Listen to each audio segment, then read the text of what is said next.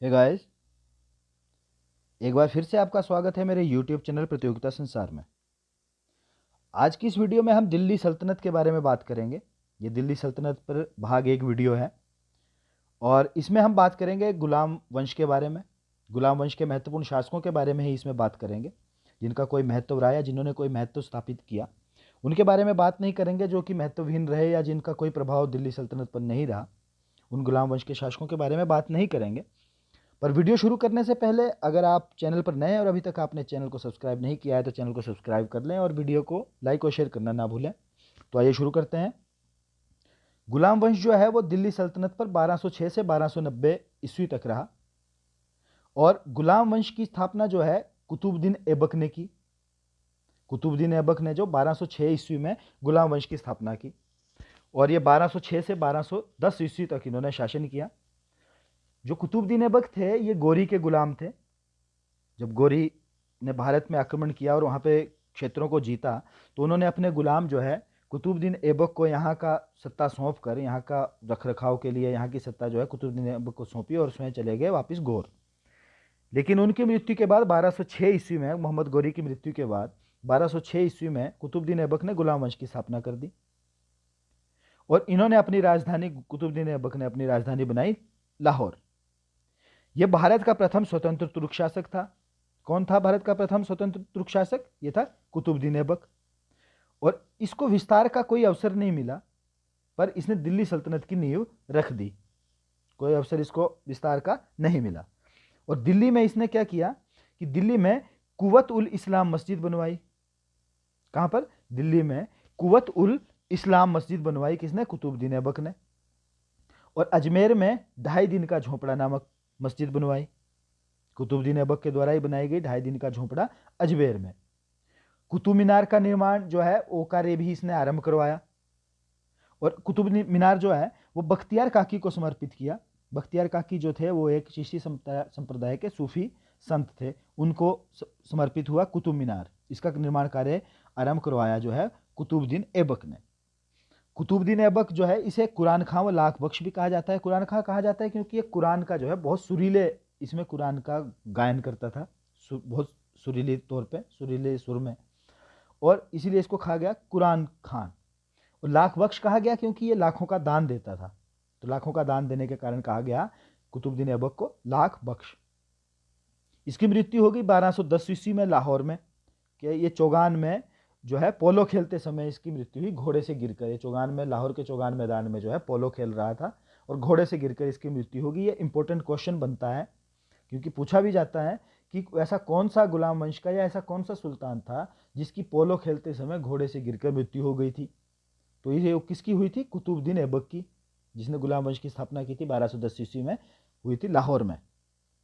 और इसके सह सेना नायक जो था, इसका सह सेना नायक था, कौन था? बख्तियार खिलजी। इसने क्या किया था? बख्तियार खिलजी ने नालंदा विश्वविद्यालय को ध्वस्त किया था। कुतुबुद्दीन ऐबक का सह सेना नायक, इसने नालंदा विश्वविद्यालय को ध्वस्त किया था। ठीक है। इसके बाद क्या हुआ कि ऐबक का 1210 ईस्वी में जब इसकी मृत्यु हो गई तो इसके उत्तराधिकारी आराम शाह जो है वो गद्दी पर बैठा।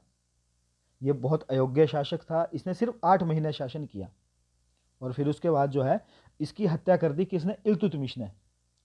इल्तुतमिश जो है 1210 से 1210-11 से लेके 1236 ईस्वी तक जो है वो दिल्ली सल्तनत की गद्दी पर रहा। गुलाम वंश के इसने शासक के तौर पर जो है शासन किया और ये हत्या करके जो है 1211 ईस्वी में दिल्ली की गद्दी इसने संभाल ली।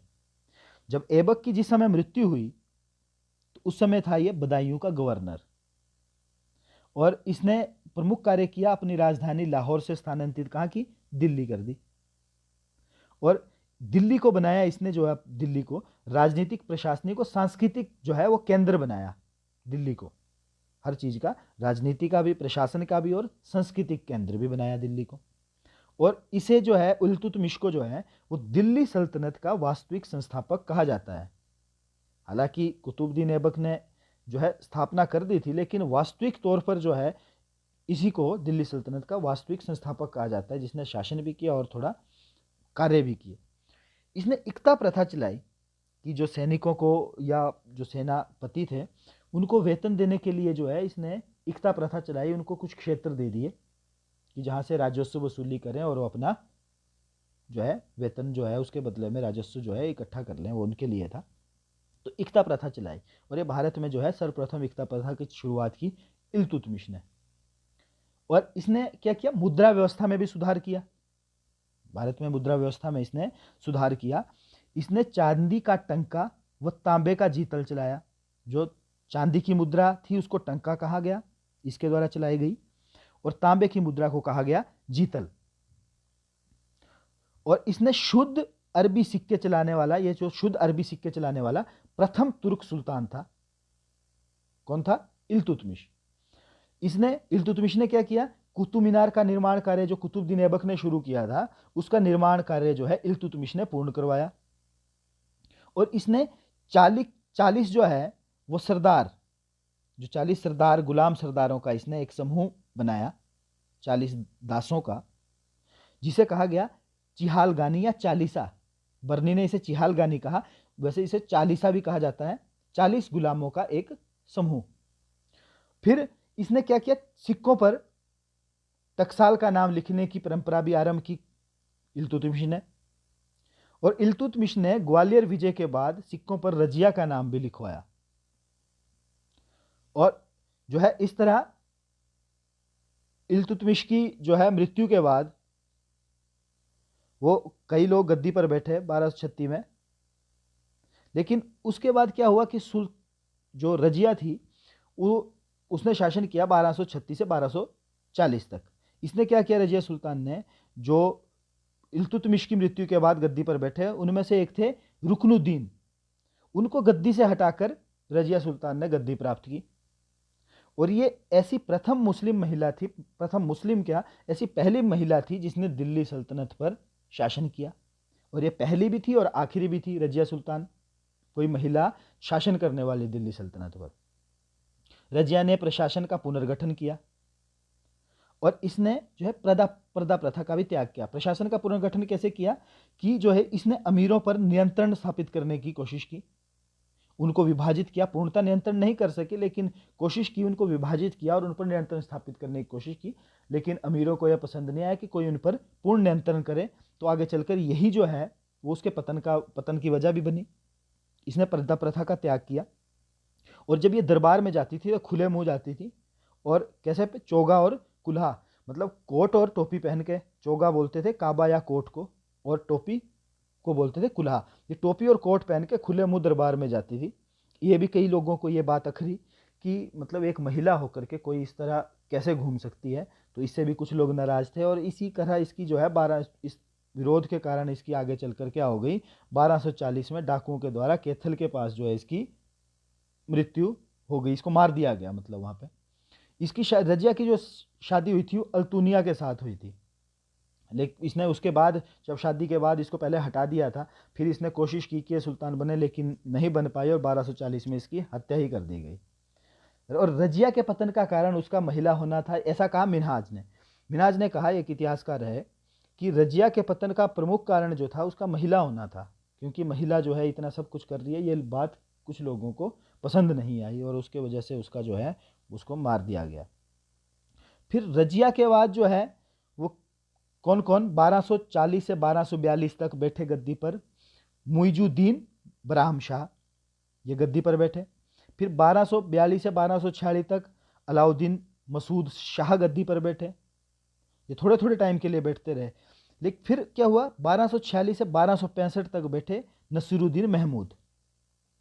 ठीक है, लेकिन नसीरुद्दीन महमूद में इनका भी कुछ इतना ये नहीं है, महत्व नहीं है। इसके बाद आए बलबन, 1265 से लेकर 1287 तक बलबन ने शासन किया। लेकिन बलबन ने कैसे कैसे शासन के इस तक पहुंचे उसके बारे में पढ़ते हैं कि 1246 में जब नसीरुद्दीन महमूद को जो है इन्होंने सुल्तान बनाया षड्यंत्र के द्वारा, दिल्ली का बिठाया, बलबन ने ही नसीरुद्दीन महमूद को गद्दी पर बिठाया और अपनी पुत्री का विवाह कर दिया नसीरुद्दीन महमूद के साथ।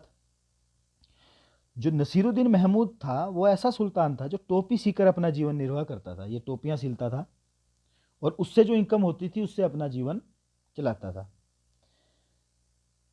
बलबन ने क्या किया इसी समय में कि जब ये सुल्तान थे, तो इसने 40 अमीरों का दमन कर दिया। जो 40 चहलगामी जो थी उसका दमन कर दिया, ताकि अपने लिए रास्ता साफ करता जा रहा था बलबन, उनका सफाया कर दिया, उनका दमन कर दिया पूरी तरह से।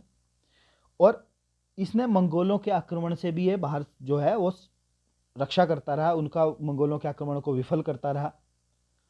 और इस इन मंगोलों के आक्रमण को विफल करने के कारण जो है इन्होंने ये क्या बोलते हैं, जो अपने नसीरुद्दीन महमूद थे, सुल्तान थे जो उस समय, इन्होंने इनको क्या उपाधि दी, उलूग खां की उपाधि दी थी।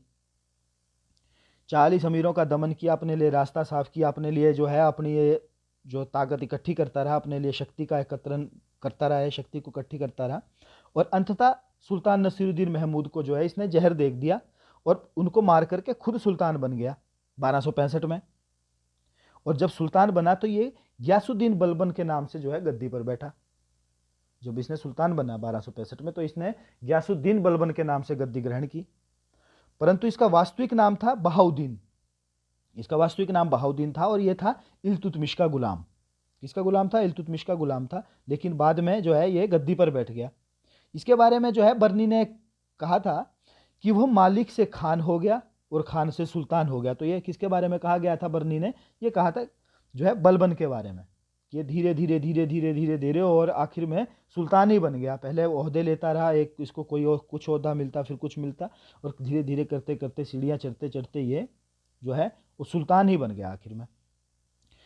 ये मंगोलों के आक्रमण से दिल्ली की रक्षा करने में सफल रहा। कौन? बलबन। इसने मंगोलों के आक्रमण से दिल्ली की रक्षा की। और मंगोलों का आक्रमण ही एकमात्र कारण था कि गुलाम वंश जो है अपना विस्तार नहीं कर सका। गुलाम वंश जो है अपना विस्तार नहीं कर सका मंगोलों के आक्रमण के कारण। और हालांकि संभावनाएं थी, लेकिन मंगोलों के आक्रमण का डर इतना था उस समय इनके लिए कि ये अपना विस्तार नहीं कर सके और वहीं पर केंद्रित होकर रह गए दिल्ली में। जो अपने बलबन थे, इन्होंने सिजदा एवं पेबोस प्रथा की शुरुआत की। बलबन के द्वारा सिजदा जो है नीचे लेटना, और पेबोस प्रथा मतलब पाँव को चूमना। तो लेट कर और पाँव को चूम कर जो है अभिवादन करना सुल्तान का, ये प्रथा इन्होंने चलाई। इन्होंने अपने विरोधियों के प्रति कौन सी नीति अपनाई? लोह एवं रक्त की नीति, कि उनके प्रति कठोरता से उनका दमन करने की नीति अपनाई, मतलब उनको खत्म किया। और इन्होंने एक सक्षम गुप्तचर व्यवस्था स्थापित की, जिसको कहा गया दीवाने बरीद। गुप्तचर व्यवस्था स्थापित की, साम्राज्य की इनको पूरी खबर रहे इसके लिए इन्होंने एक केंद्रीय गुप्तचर व्यवस्था स्थापित की, जिसको कहा गया दीवाने बरीद। और एक सैन्य विभाग का गठन किया, शक्तिशाली सैन्य विभाग, और उसका नाम रखा दीवाने अर्ज। उसको बोलते थे दीवाने अर्ज, और गुप्तचर व्यवस्था को बोलते थे दीवाने बरीद। उनका इन्होंने गठन किया।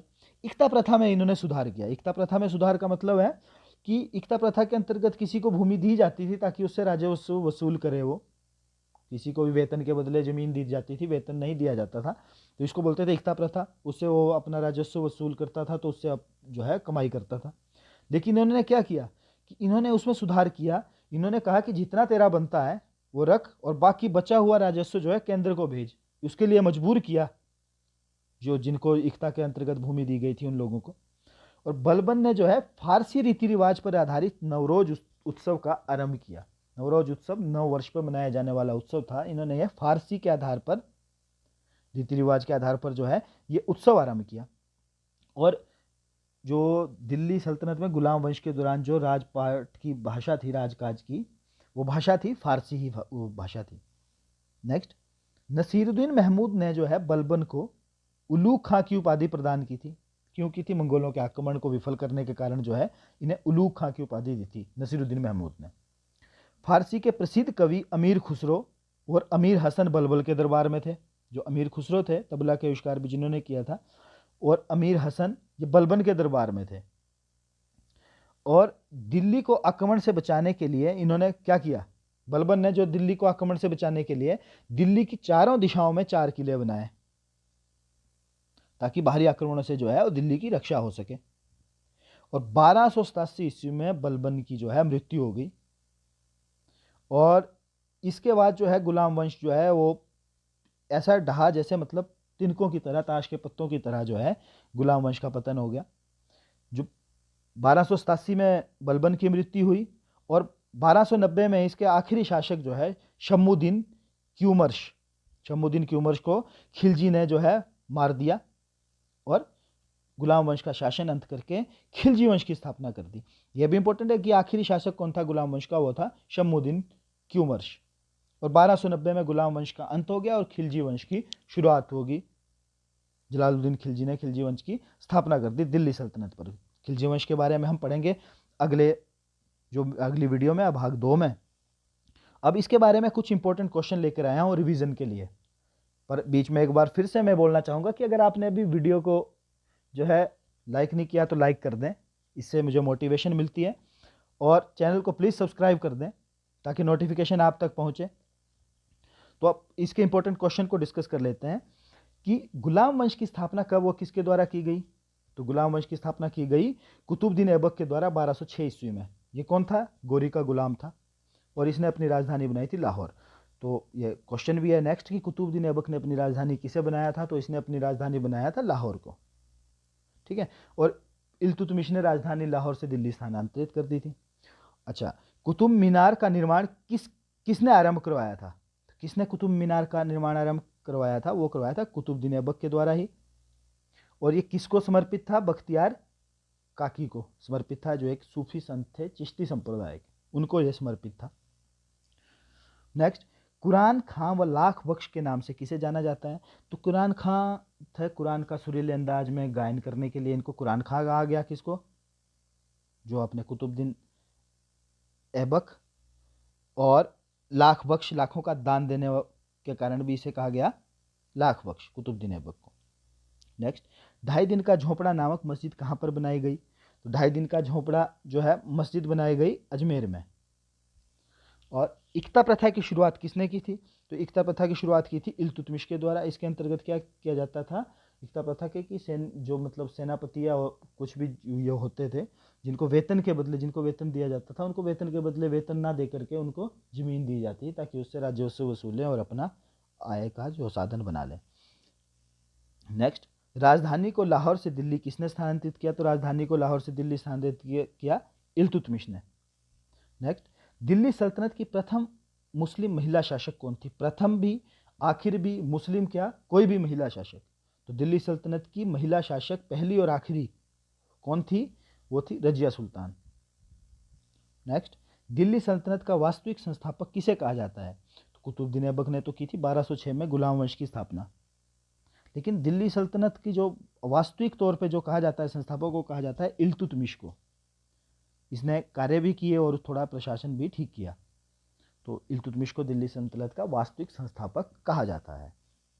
नेक्स्ट, दिल्ली सल्तनत के सुल्तान का क्या नाम था जो टोपी सीकर अपना निर्वाह करता था?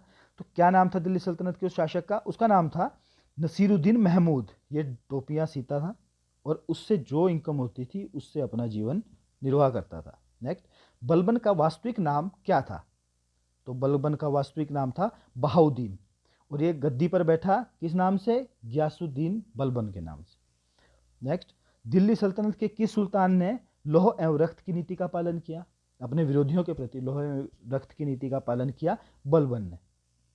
नेक्स्ट, सिजदा में पेबोस प्रथा की शुरुआत किसने की? तो सिजदा और पेबोस प्रथा भी चलाई बलबन ने। सिजदा में क्या था कि लेटना, और पेबोस जो था वो पाँव को चूमना। तो लेटकर पाँव को चूमते थे सुल्तान के, उसका अभिवादन करते थे, तो इसको बोलते थे सिजदा में पेबोस। ये प्रथा चलाई थी बलबन ने। टंका व जीतल किसने चलाया? टंका था चांदी की मुद्रा और जीतल था तांबे की। ये चलाई थी इल्तुतमिश के द्वारा चलाई गई थी ये। नेक्स्ट, लाहौर चौगान में खेलते हुए घोड़े से गिरकर किस सुल्तान की मृत्यु हुई थी? तो ये इंपॉर्टेंट प्रश्न है, कई बार पूछा जा चुका है, फिर पूछा जा सकता है, नॉर्मल है, पढ़ते हुए आपको याद हो ही गया होगा कि लाहौर चौगान में खेलते हुए घोड़े से गिरकर किस सुल्तान की मृत्यु हुई थी? तो ये उसी सुल्तान की होगी थी जिसने कि गुलाम वंश की स्थापना की। वो कौन था? वो था कुतुबुद्दीन ऐबक की। तो आज की इस वीडियो में इतना ही। उम्मीद करता हूँ आपको ये वीडियो पसंद आई होगी, तो इसे लाइक कर दीजिए, शेयर कर दीजिए और चैनल को सब्सक्राइब करना ना भूलें, क्योंकि अब अगली वीडियो में मैं लेकर आऊँगा खिलजी वंश के बारे में। तो सब्सक्राइब कर लें चैनल को ताकि नोटिफिकेशन जो है आप तक सबसे पहले पहुँचे और आप अपना ज्ञानवर्धन करते रहें। धन्यवाद।